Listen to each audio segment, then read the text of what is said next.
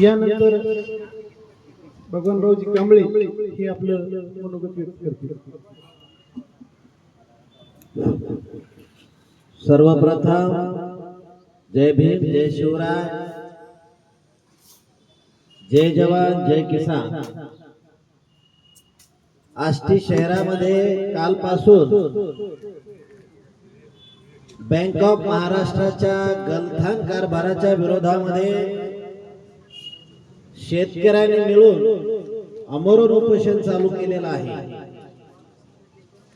या उपोषणाची दखल दुसरा दिवस निघाला आहे. शासनाच्या अधिकाऱ्यांनी घेतलेली आतापर्यंत नाही. ही फार गंभीर बाब आहे. या परिसरातील पंचकृषीतील शेतकरी, शेतमजूर, व्यापारी, सामान्य नागरिक यांचे खाते या बँक ऑफ महाराष्ट्रामध्ये आहे. गेल्या 4 ते 5 दिवसापासून ही बँक बंद आहे. बँक बंद असण्याचं कारण किरकोळ वाद झालेला आहे बँकेमध्ये, जे चालता बोलता कुठल्याही बँकेमध्ये होतो. परंतु या ठिकाणी नियुक्त करण्यात आलेला जो बँक मॅनेजर आहे, शाखा अधिकारी, हा अधिकारी मुळामध्ये हाच अधिकारी मस्तवाल आहे. या अधिकाऱ्याने बऱ्याच दिवसापासून इथल्या शेतकऱ्याची, शेतमजुराची, सामान्य नागरिकांची व्यवहार करताना वारंवार पिळवणूक केलेली आहे. दुसरी गोष्ट, हा जो मॅनेजर आहे, हा मॅनेजर धर्मवादी माणूस आहे. या मॅनेजरला बॅकवर्ड क्लास, ओबीसी, अल्पसंख्याक लोकांचा तिरस्कार आहे. मोठ्या मोठ्या उद्योगपत्याला सन्मानाची वागणूक आणि सामान्य शेतकऱ्याचे हाल करायचं, हे धोरण या मॅनेजरचं आहे.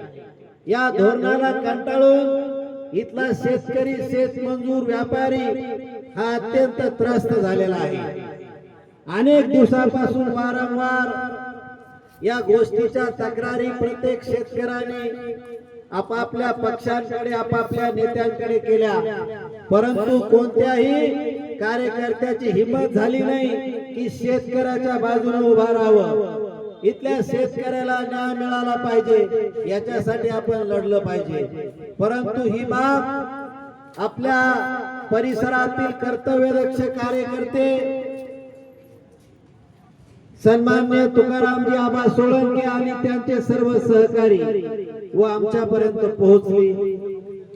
आम्ही या गोष्टीचा विचार करत होतो की या ठिकाणी या बँक मॅनेजरला कशा प्रकारे उत्तर द्यावं, परंतु योग असा आला की या बँकेमध्ये आमचे बळीरामजी आले असता त्यांच्या वडिलांच्या खात्याची माहिती घेण्यासाठी. वडील मयत आहेत आणि त्या मयत वडिलांच्या खात्यावर काही बाकी आहे का? कारण आता महाराष्ट्रातल्या देवेंद्रजीच्या सरकारने शेतकऱ्यांची कर्जमाफी केलेली आहे.